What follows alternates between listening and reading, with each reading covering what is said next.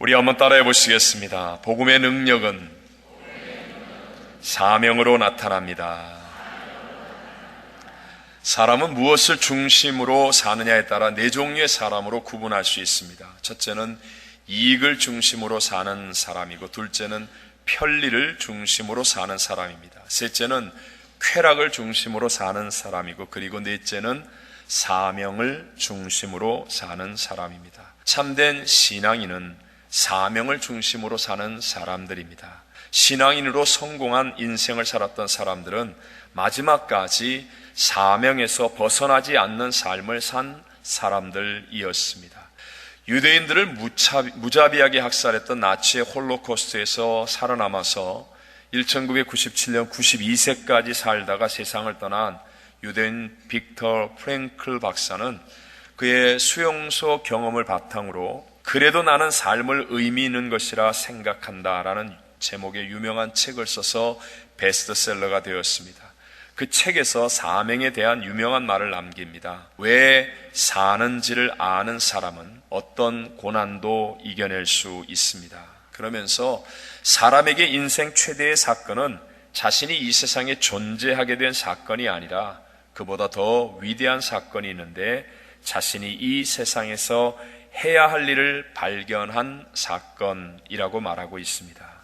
세상에서 내가 꼭 해야 할 일을 사명이라고 하는데, 사람은 사명을 인식하면서 가치 있는 인생이 되기 시작합니다. 사람에게 사명이 생기면 인생의 목적이 뚜렷해지고 인생의 차원이 더 깊어지며 외적인 것으로 인생을 저울질하지 않게 되고 자신의 가능성을 더 잘 보게 됩니다. 이런 사람의 인생은 환경이나 다른 사람들에 의해서 휘둘림을 당하지 않고 자신에게 주어진 사명을 따라 흔들림이 없는 견고한 삶을 살아가게 되는 것입니다. 오늘 성경 본문에 나오는 사람은 우리 모두가 다 잘 알고 있는 베드로입니다. 우리가 아는 것처럼 다혈질 베드로는 갈릴리 바다 어부 출신으로 실수와 허물도 참 많았던 사람이었습니다. 때로는 예수님의 그 길을 가로막다가 사탄이라는 책망을 듣기도 했었고요. 기도는 안 하고 졸다가 큰 소리치며 창피를 당하기도 했었고요. 무엇보다도 대제사장 가야바의 뜰에서 예수님을 3번이나 부인하고 저주까지 하는 엄청난 죄를 짓기도 했었습니다. 그러나 그는 회개와 기도로 변화되어서 후대의 사람들이 본받아야 할 위대한 사명자의 삶을 살았다는 것입니다. 하나님은 지금 지구촌 세상 70억 인구 가운데 유일무이한 나라는 존재를 지으셨고, 또 세상에 하나밖에 없는 나를 통해서 이루실 일을 두고 계시는데, 그래서 여러분과 저를 사명으로 인도하고 계신 분인 줄로 믿습니다. 내가 태어난 곳이 어디이든, 내가 지금 잘났던 못났던, 재물이 많던 적던, 건강하던 약하던, 실패했던 성공했던, 또는 영어를 잘하든 못하든, 또 내가 어떤 어려움과 곤란 가운데 있든지 상관없이 하나님은 사명을 우리에게 분명히 두고 계시다는 것입니다. 그렇기 때문에 우리가 이 사명을 깨닫고 사명을 따라 살아가는 삶이 되어지면 우리의 인생도 베드로처럼 우리의 허물과 실수와 약함과 심지어 죄악까지도 극복하며 위대한 역전승을 이루는 가치 있고 보람된 인생의 주인공이 될 줄로 믿습니다. 우린 지난 시간에 복음의 능력은 회복되어야 합니다. 또 복음의 능력은 내 것이 되어야 합니다 라는 말씀을 2주 동안 배웠고요. 오늘은 복음의 능력은 사명으로 나타납니다 라는 제목으로 하나님께서 이 시대를 살고 있는 우리들에게 주시는 3가지 은혜를 함께 나누고자 합니다. 첫째로, 사명은 복음의 능력으로부터 임한다는 것입니다. 베드로는 예수님을 3번이나 부인하는 죄를 범하고, 그리고 나흘 뒤, 예수님이 죽으시고 사흘 뒤 부활하신 예수님을 다시 만났습니다. 그 십자가의 어마어마한 고통을 다 당하시고 죽으셨던 예수님을 다시 만난 베드로의 심정이 어떠했겠습니까? 아마 닭울음 소리를 들으며 대성통곡하고 회개는 했지만, 그럼에도 후회와 민망함, 그리고 수치스러움과 몸둘 바를 모르는 당혹함 등이 함께 했을 것입니다. 부활하신 예수님을 만난 이후에 자기 스스로도 별의별 결단을 다 했겠지만, 또 함께 부활하신 예수님 만난 제자들, 동료들과 많은 이야기들도 나누었을 것입니다. 그런데 오늘 성경 본문의 배경을 보니까 베드로가 무엇을 하고 있는가? 다시 옛날처럼 고기를 잡기 위해서 디베라 바다에서 배를 타고 나가 그물을 던지고 있는 것이었습니다. 우리 오늘 본문의 배경이 되는 요한복음 21장 3절 말씀을 같이 한번 읽어볼까요? 시작. 시몬 베드로가 나는 물고기 잡으러 가노라 하니 그들이 우리도 함께 가겠다 하고 나가서 배에 올랐으나 그날 밤에 아무것도 잡지 못하였더니. 아멘. 아직도 베드로는요, 예수님이 누군지도 알고 있는 베드로, 부활하신 예수님을 만나기까지 했던 베드로, 그런데도 불구하고 아직까지 복음의 능력으로 채우지 못한 인생을 자기 스스로 자신 있게 생각하는 그물질로 잡은 물고기로 대신 채우려고 하고 있는 모습을 우리가 보게 되는 것입니다. 그렇지만 예수님을 떠난 인생, 예수님이 없는 인생은 빈 그물, 빈배와 같은 인생이지 다른 것으로 채울 수 없지 않습니까? 설령 베드로가 물고기로 채운다 할지라도 절망과 허무로 가득 찬 그의 마음까지를 채울 수는 없습니다. 결국 우리 인생은요, 주님이 없이 내 힘만으로는 아무리 수고하고 애를 써도 진정한 사명자의 삶을 살아갈 수 없다는 사실을 깨닫게 되는 것입니다. 예레미야서 2장 13절에 이렇게 말씀합니다. 같이 읽겠습니다. 시작. 내 백성이 두 가지 악을 행하였나니 곧 그들이 생수에 근원되는 나를 버린 것과 스스로 웅덩이를 판 것인데 그것은 그물을 닫지 못할 터진 웅덩이들이니라. 아멘. 지금 이와 같은 베드로에게 예수님께서 찾아오셨습니다. 성공한 베드로가 아니라 실패한 베드로에게 찾아오셔서 베드로에게 놀라운 복음의 능력을 다시 채워주시는 것입니다. 그 이후의 내용에 보면 밤새 그물질을 했지만 아무것도 잡지 못한 빈배, 이제 날이 밝아오니까 어쩔 수 없이 그물을 거두고 돌아가려고 할 때 예수님께서 말합니다. 얘들아, 너희가 잡은 고기가 있느냐? 없습니다. 배 오른편에 그물을 내리라. 그리고 베드로가 그물을 내렸더니 그물이 찢어지는 무려 153마리의 물고기가 잡히는 거예요. 그러면서 3년 전에 자기가 처음 예수님을 만나 그 예수님으로부터 사람 낚는 어부가 되라는 사명을 받았을 때의 장면이 떠오르는 겁니다. 그렇구나, 저분이 예수님이로구나. 그러자 겉옷을 들고 바다에 뛰어들어가 헤엄쳐 주님께로 나아가게 되더라는 것입니다. 오늘 우리가 읽은 이 본문은 이렇게 찾아오신 그 예수님과 베드로가 함께 식사를 하고 대화를 나누는 내용이 오늘 본문의 말씀입니다. 예수님은 베드로에게 너 왜 나를 3번이나 부인했느냐 야단치거나 따지지 않았습니다. 오히려 추위와 배고픔에 떠는 베드로에게 숯불을 피워서 고기를 구워서 먹게 하고 떡을 준비하여 배불리 먹게 하셨습니다. 이것이 바로 변함없으신 주님의 사랑이라는 겁니다. 십자가에서 죄인된 우리를 대신하여 죽기까지 하신 측량할 수 없는 하나님의 은혜라는 것입니다. 그리고 이와 같은 복음의 능력이 채워지게 되면, 다른 사람이 아닌 바로 나에게 채워지게 되면 변질이 아닌 놀라운 변화의 새 역사들이 일어나게 되는 줄로 믿습니다. 파도를 일으키시는 분은 오직 하나님 한 분이시고 그릇을 빚으시는 분은 토기장이신 오직 하나님이시듯이 복음의 능력으로 베드로를 채우시고 온전한 사명자로 변화시켜 주실 분도 우리 주님이라는 것입니다. 기독교가 이해하는 인간의 사명은 자기 스스로에게 맞춰져 있지 않습니다. 우리가 공부를 많이 하고 이를 악물고 혀를 깨물어서 사명을 발견하는 게 아니라는 것입니다. 부르시는 분이 없다면 사명도 없다는 것을 말씀합니다. 주님께로부터 내게 은혜가 임하여서 복음의 능력이 채워질 때 누구든지 하나님의 사명자의 삶을 살아갈 수 있는 줄로 믿습니다.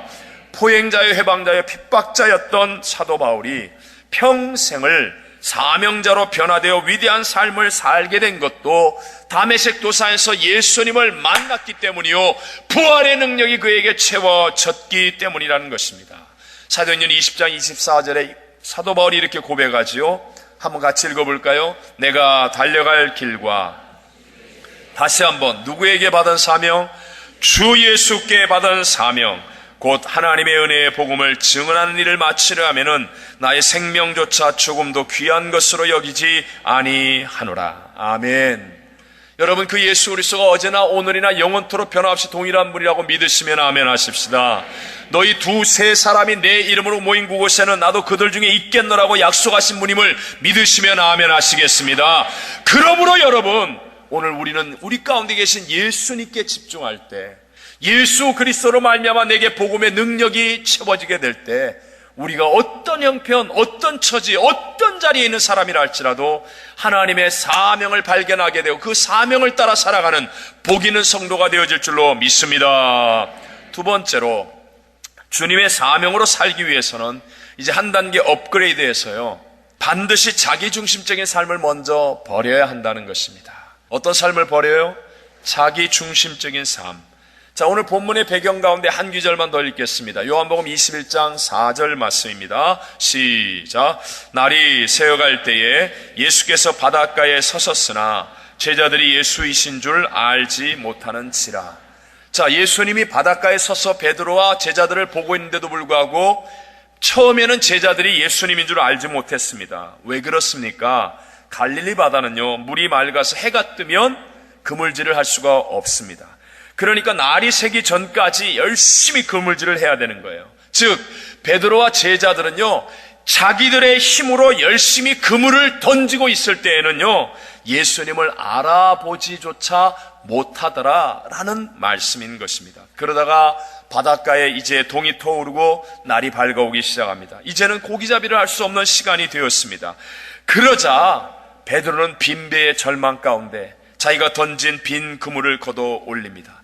자기 힘으로는 이제 아무것도 할 수 없다는 절망의 때가 되었을 때, 그때서야 베드로는 자기를 찾아와 계신 저분이, 말씀하시는 저분이 예수님인 것을 깨닫게 되고 발견하게 되더라 하는 것입니다.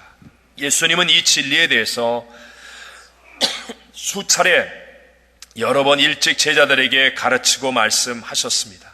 우리 잘 아는 마태복음 16장 말씀에 보면 예수님과 제자들이 함께 가이사라 빌립보 지방에 가셨을 때 그 거대한 신전을 바라보면서 그 큰 도시와 그 많은 사람들 화려한 움직임을 바라보면서 예수님께서 제자들에게 묻죠. 사람들이 나를 누구로 아느냐? 그리고 난 다음 전곡을 찌르는 질문을 하십니다. 그러면 너희는 나를 누구라 하느냐라고 물었을 때 다른 제자들 아무 대답도 못하는데 베드로는 분명하게 대답합니다. 다 같이 시작. 주는 그리스도시요 살아계신 하나님의 아들이십니다 라고 대답을 하죠. 그러자 예수님 너무 흡족하고 기뻤습니다. 바요나 시모나 내가 복이 있도다 하면서 놀라운 칭찬과 복을 내려 주셨습니다. 근데 바로 그 사건과 이어져서 이제 예수님께서 자신이 십자가에서 고난당하며 죽어야 할 것을 말씀하시는데, 그런데 베드로가 나가서 그 길을 가로막았습니다. 그러다가 엄청난 책망을 받습니다. 마태복음 16장 22절로 23절에 보니까 우리 함께 한번 읽어볼까요? 시작. 베드로가 예수를 붙들고 항변하여 이르되 주여,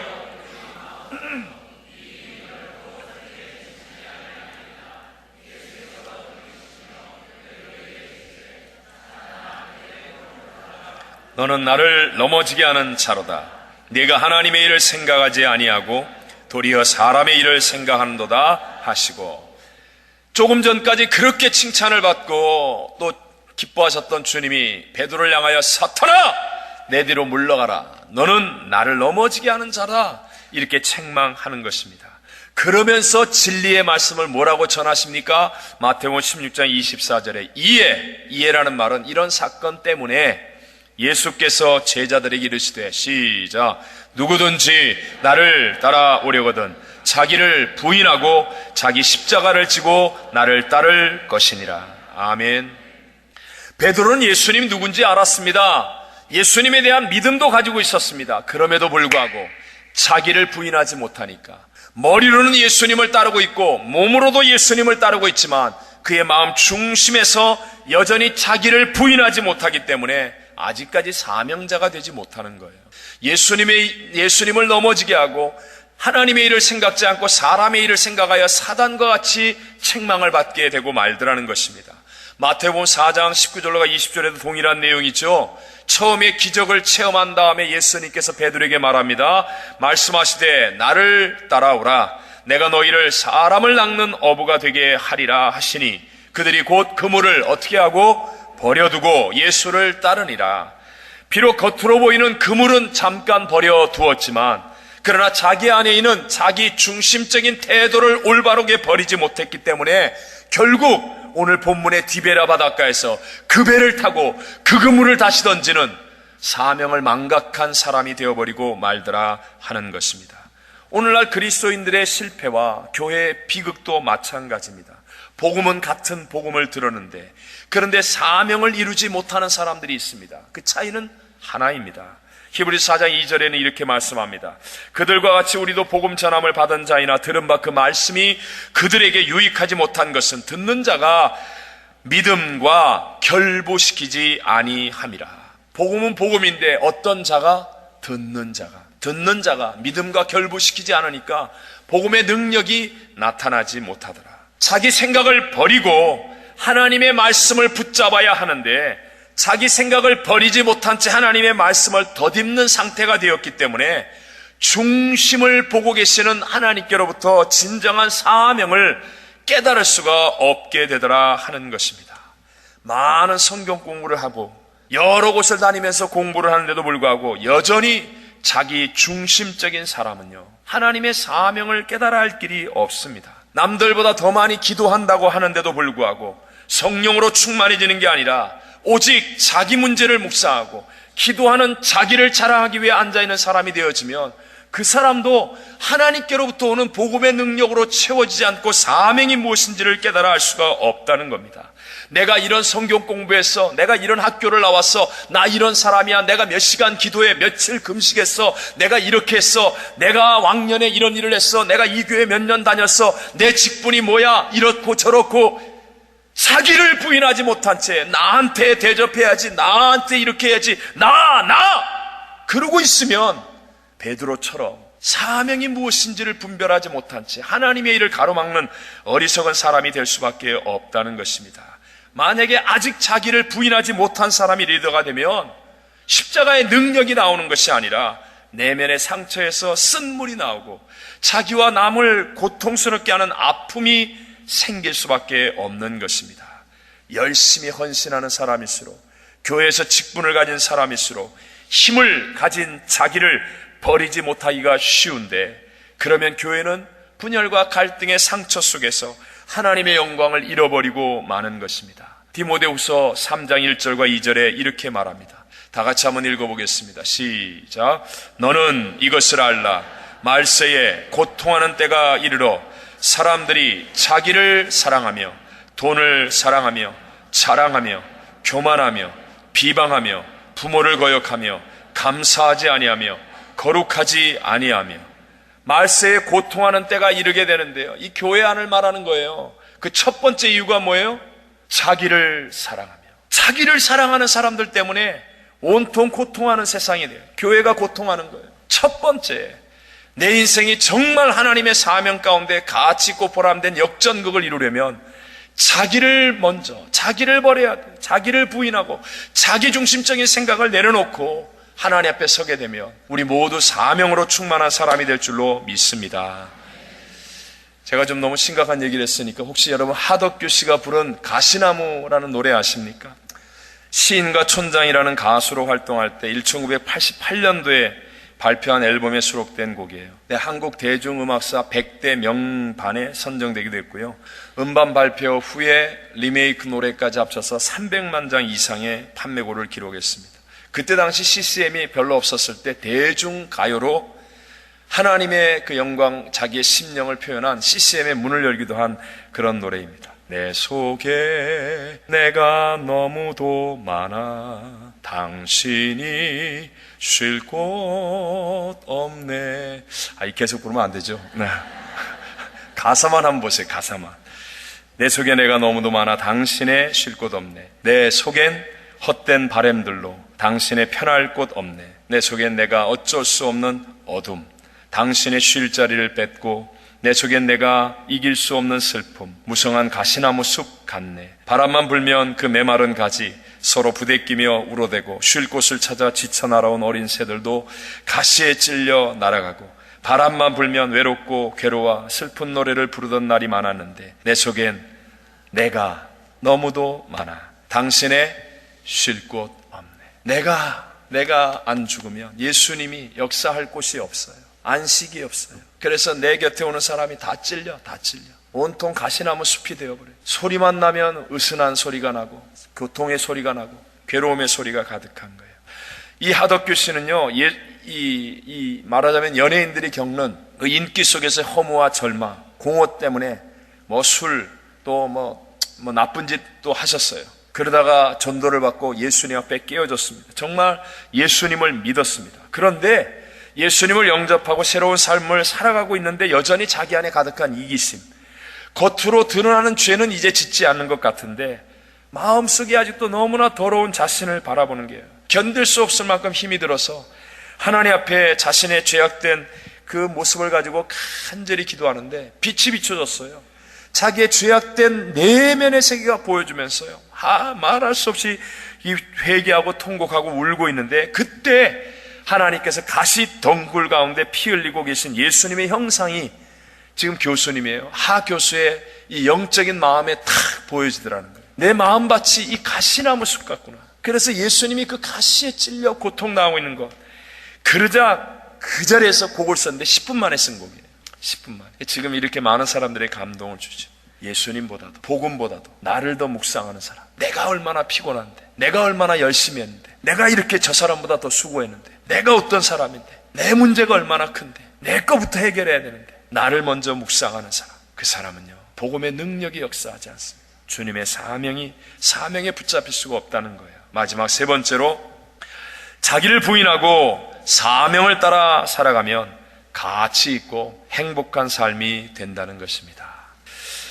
많은 사람들에게 도전과 그리고 희망을 심어준 말로 고난, 총량, 불변의 법칙이라는 말이 있습니다. 세상에서도 왜 젊은 날에 고생하면 늙어서 편하고, 젊어서 편하면 늙어서 고생한다, 이런 말 있잖아요. 고난, 총량은 모든 사람이 같다는 거예요. 사람들이 절 보고 목사님은 너무 전 목회를 편안하게 잘하는 것 같아요. 네가 해봐라. 이댁은 말이지 부부 사이가 인고 부부 같고 애들이 공부도 잘하고 걱정도 없고, 무슨 소리 합니까? 고난 총량은 불변이에요. 다 고난이 있어요. 다 고난이 말 못하는 것이고 감추어진 고난일 뿐이지요. 만약에 여러분 고난의 총량이 불변한 100이라고 한다면, 그렇다면 세상에서 헛된 고난을 하는 것보다 기왕이면 주님을 위해서 고난당하는 게 낫지 않아요? 이 이야기 이해하세요? 사람마다 고난의 총량이 불변이라면, 그렇다면 여러분 새벽에 교회 나와서 기도하는 고난이 낫죠. 교회에서 봉사하는 고난이 낫잖아요. 그리고 거기서 고난 다 100을 다 당하면 세상에서 하나님이 책임져가지고 잘 되는 게 낫지 않습니까? 마찬가지로 자기를 부인하는 건요 분명히 힘들고 어려운 일이에요. 나를 부인하면요 내가 바보 되고, 내가 손해보고, 내가 어리석은 사람 돼요. 변명하지 못하고 화나는 거 참고 내가 혼자 뒤집어 쓰고 내가 억울하지요. 그러나 기억하십시오, 고난의 총량은 불변하기 때문에 내가 나를 부인하면 하나님이 다른 것에서요 우리를 높이시고 함께 동행하여 놀라운 새 일들을 이루어 주실 줄로 믿습니다. 반대로 나를 부인하지 않으면요 소리 지르고 고집하면 교회도 됩니다. 여러분, 교회는 점잖은 사람들이 많아서, 그래 너 다 먹어라, 그냥 네가 먼저 먹어라, 다 가져가라, 그렇게 해요. 이제 우리 추수감사절 날 터키 먹을 때 보면 알아. 막 쎄치게 하고 말이지, 막 소리 지르면 그래 알았어 더 먹어요. 더 빨리 먹어요.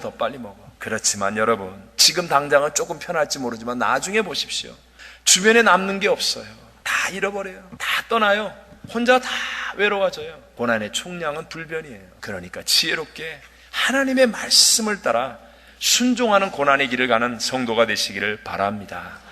여기에 또 하나 중요한 게 있죠. 상품과 작품의 차이점. 한번 생각해 보십시오. 상품은요 항상 비교하게 되어 있습니다. 예를 들어 삼성과 애플의 상품 비교하잖아요. 어느 게 신제품이냐, 구모델이냐, 어느 게 비싸냐, 싸냐, 성능이 어떤 게 좋으냐, 나쁘냐, 비교하게 되어 있습니다. 그러나 작품은요, 한 땀 한 땀 정성으로 만든 것이기 때문에 비교할 수가 없는 거예요. 미켈란젤로의 작품이 좋으냐, 피카소의 작품이 좋으냐, 그게 어떻게 말이 됩니까? 각각이 다 그 자체로 100%의 가치가 있는 거예요. 작품은 독특성이기 때문에 그렇습니다. 하나님은 저와 여러분을 상품으로 만든 게 아니라 작품으로 만들었음을 믿으시기 바랍니다. 원수 마귀가 이 작품을 망치려고 지금 역사했지만 예수님께서 오셔서 우리를 회복시켜 주시는 거예요. 에베소 2장 10절에 이렇게 말씀합니다. 다 같이 한번 읽어보겠습니다. 시작. 우리는 그가 만드신 바라 그리스도 예수 안에서 선한 일을 위하여 지으심을 받은 자니 하나님이 전에 예비하사 우리로 그 가운데서 행하게 하려 하심이니라. 아멘. 우리는 하나님이 만드신 바래요. 선한 일을 위하여 하나님이 지으셨대요. 그리스도 예수 안에서 말입니다. 하나님이 만드셨다. 이 만드셨다는 말은 헬라어로 포이에마라고 하는데 여기에서 포임, 시라는 말이 나왔습니다. 얼마나 시가 아름다운 거예요. 이런 것처럼 하나님 우리를 만드셨는데 NLT 번역, New Living Translation 이 번역에 보면 이 포이에마라는 말을 God's Masterpiece라고 그래요. Masterpiece, 최고의 작품, 하나님의 걸작품. 우리 한 사람 한 사람을, 저와 여러분 한 사람 한 사람을 하나님의 걸작품으로 만드셨음을 믿으시기 바랍니다. 남들과 비교하지 말라니까. 남들이 찬양 부른다고 부엌에서 일하는 내가 우스운 거예요? 남들이 큰 차 탄다고 내가 작은 차 타는 게 부끄러운 거예요? 남들이 큰 교회 한다고 내가 작은 교회 하는 게 잘못된 일이에요? 남들이 그 일한다고 내가 이 일하는 게 창피해요? 절대로 그렇지 않아요. 비교할 이유가 없죠.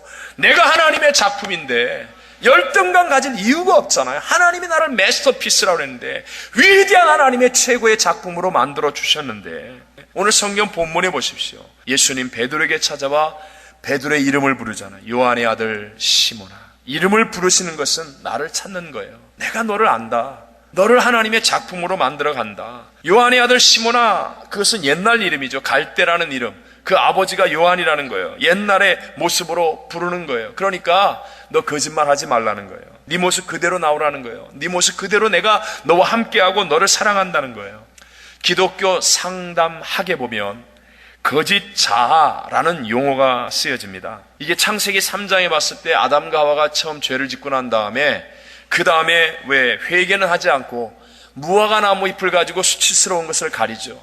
그리고 나무 그늘 뒤에 숨어서 하나님의 낯을 피하려고 하는 이 두 가지의 행동, 이것을 거짓자라고 말합니다. 오늘날도 많은 사람들이 무화과 나무와 같이 일시적인 것, 이런 것들로 자기의 치부를 가릴 수 있을 것이라고 착각하거나 숨으면 하나님의 낯을 피할 것이라고 생각하는 거짓자가 사람들에게 있습니다. 그러나 여러분, 그런 것으로 가려지지도 않고 피할 수도 없습니다. 하나님의 방법이 뭐예요? 하나님의 방법은 가죽옷을 지어 입히시는 거예요. 짐승을 잡아서 피 흘려서 나오는 가죽옷, 그것은 예수 그리스도의 십자가를 상징하는 것을 우리는 너무나 잘 알고 있지 않습니까? 나 자신을 가리고 있는 무화과 나무가 거짓된 것임을 자각하고 잠깐 하나님의 낯을 피하여 있는 이것이 다 헛된 것임을 깨닫고 십자가에서 내 죄를 대신하여 그 보혈을 흘려주신, 피 흘려 죽기까지 나를 사랑하신 예수 그리스도를 의지하고 붙드는 사람이 되어야 한다는 것입니다. 그 예수 그리스도를 붙잡으려고 할 때, 그 예수님께 나와 주의 이름을 부르며 회개할 때 복음의 능력이 내게 회복되어지고 복음의 능력이 내 것이 되어져서 이 복음의 능력으로 말미암아 내가 해야 될 하나님의 작품된 일들을 깨달아 발견하여 전진하는 가치 있고 행복한 인생의 주인공이 될 줄로 믿습니다. 죄에서 용서받은 십자가의 은혜가 내게 체험되어지고 병에서 치료받는 하나님의 기적이 무엇인가를 알게 되고 가난과 저주를 이기는 복음의 용기가 어떤 것인가를 알면서 성령의 충만함을 체험하고 날 위해 예비된 천국을 바라보는 그 믿음 속에서 주님을 인격적으로 만나게 되면요, 그 사람에게 사명이 임하는 거예요. 그 사람에게 하나님의 놀라운 사명이 깨달아지기 시작하는 거예요. 제가 마지막으로 이 책 이야기로 오늘 설교를 마치려고 합니다. 파인애플 스토리라는 좀 오래된 책인데 얇은 책이에요. 이 책의 실제 주인공은 파푸아 뉴기니의 섬에서 사역했던 오토 코닝이라고 하는 선교사님이 7년 정도 기간 동안에 실제로 자기가 체험했던 그 이야기를 쓴 겁니다. 그때만 해도 굉장한 오지였기 때문에 신선한 야채, 과일이 먹을 수가 없었어요. 이분이 어렵게 파인애플 묘목을 구해서 그것을 심는 거예요. 그 정글 속에 있는 원주민들을 선교하기 위해 병원도 만들어 놓고, 조그만 병원, 그 다음에 필요한 물품을 사는 가게도 만들어 놓고, 이제 원주민들이 자꾸 나오게 되죠. 그 중에 한 사람에게 일당을 주고 파인애플 묘목을 심게 했습니다. 이제 3년이라는 세월을 정성을 다해서 기르고 난 다음에 드디어 파인애플이 열리기 시작하는 거예요. 올해 성탄절 때 이걸 따서 먹으리라 생각하고 열매가 있기까지를 기다렸는데, 성탄절 크리스마스가 지나고 딱 나가보니까 100그루의 묘목에 파인애플이 하나도 안 남았어요. 원주민이 다 따먹었어요. 몰래 다 따먹은 거예요. 그래서 선교사님이 화가 나니까 이제 이 열매를 다시 지키기 위해서 운영하는 병원의 문도 닫겠다고 협박하고, 도둑질한 장본인 누군지를 찾아서 막 꾸짖기도 하고 그랬는데, 정글의 법칙은 뭐냐? 이분들이 살았던 정글의 법칙은 무엇인지 심은 사람이 소유주라는 거예요. 그 내가 일당 주지 않았냐? 소용없대요. 그래가지고 국리 끝에 반은 원주민들에게 주고 나머지 반은 내가 먹을게, 그러고 했는데도 결국은 못 먹었습니다. 그래서 화가 나서 그거 다 뽑아버리고 다시 구해와서 다시 심었어요. 심은 사람이 소유주라니까 이제 진짜 믿을 수 있는 사람에게 일당을 분명히 주고, 그리고 자기도 함께 열심히 심었어요. 근데도 다 훔쳐갔어요. 화가 나서 병원 문도 닫고 가게 문도 닫고. 그러니까 이제 정글에서 나왔던 원주민이 오히려 다 들어가가지고 선교할 사람도 없어지는 거예요. 그러던 중에 안식년이 되어서 이분이 귀국해서 한 세미나에 참석했다가 크게 은혜를 받고 복음의 능력이 채워진 거예요. 그러면서 먼저 하나님께 드려야 한다는 것을 깨달았습니다. 그리고 돌아와서 파인애플 밭을 하나님께 드리기로 결심했습니다. 그날 밤부터 시간이 나면 그 밭에 가서 기도합니다. 주님, 이 파인애플 밭을 보고 계십니까? 저는 이 열매 때문에 화도 많이 냈고 언성도 높이고 소유권을 주장하기도 했습니다. 나의 정당한 권리를 요구하는 것이라고 생각했었습니다. 그러나 그 모두가 잘못된 것이었음을 깨달았습니다. 제 잘못을 회개하며 이 파인애플 밭을 주님께 드립니다. 이제부터는 주님 거니까 주님이 알아서 하십시오. 제가 먹을 수 있게 주셔도 좋고 저들에게 다 주셔도 좋습니다. 저는 더 이상 절대로 마음을 빼앗기지 않겠습니다. 그리고 나서도 여전히 파인애플 열릴 때마다 원주민들이 와서 다 훔쳐갔어요. 근데 달라진 게 있어요. 본인이 화내요, 안 내요? 화를 안 내는 거예요. 그리고 하나님 거라고 생각하는 거예요. 그러던 어느 날 한 원주민이 찾아왔어요. 그러면서 원주민이 이 선교사님한테 이렇게 얘기하더래요. 이제 드디어 당신이 그리스도인이 되었군요, 그러더래요. 그러면서 또 다른 총명한 청년이 와가지고 말하기를, 아니 왜 화를 내지 않습니까? 이렇게 물어보더래요. 그래서 사실대로 얘기했대요. 이 밭을 하나님께 드렸기 때문에 난 더 이상 이 밭의 주인이 아니니까 내가 화내지 않는다고.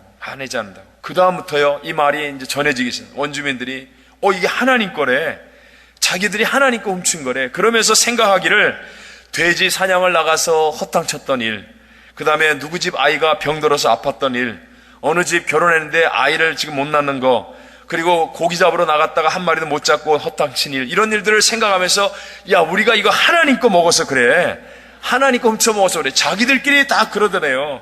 그 후에 열매가 익었는데요, 안 따가더랍니다. 안 따가. 그래서 선교사님들이 초청을 해서 열매를 다 같이 나누어 먹었다는 거예요. 너무나 자기가 고대했던 일이 쉽게 이루어지더래요. 놀라운 것은 그리고 얼마 되지 않아 그 원주민들이 자진해서 다 모여 그리스도인들이 되었다는 것입니다. 여러분, 지금 내게 주어진 시간, 내게 주어진 건강, 내게 주어진 재능, 내게 주어진 물질, 하나님의 것임을 믿으시기 바랍니다. 화내지 않을 겁니다. 쓸데없는 욕심에 몸부림치지 않을 것입니다. 내 가정도, 사업도, 직장도, 내 학교 생활도, 우리의 이민 생활도 하나님께로부터 주어진 것으로 내가 복음의 능력으로 먼저 채워지고, 복음의 능력이 회복되어지고, 복음의 능력이 내 것이 되어져서 이 가운데서 하나님의 사명을 가지고 살아가는 사람이 되어진다면, 얼마 지나지 않아 하나님이 우리의 인생을 합력하여 선으로 만드시고 우리의 삶을 가치 있고 행복한 인생으로 복되게 만들어 주실 줄로 믿습니다. 오늘 이 예배에 참석한 우리 모든 성도님들 십자가 그리스도 예수의 복음의 능력으로 채워지셔서 하나님의 사명을 따라 살아가는 복 있는 성도들이 다 되시기를 주님 이름으로 축원합니다.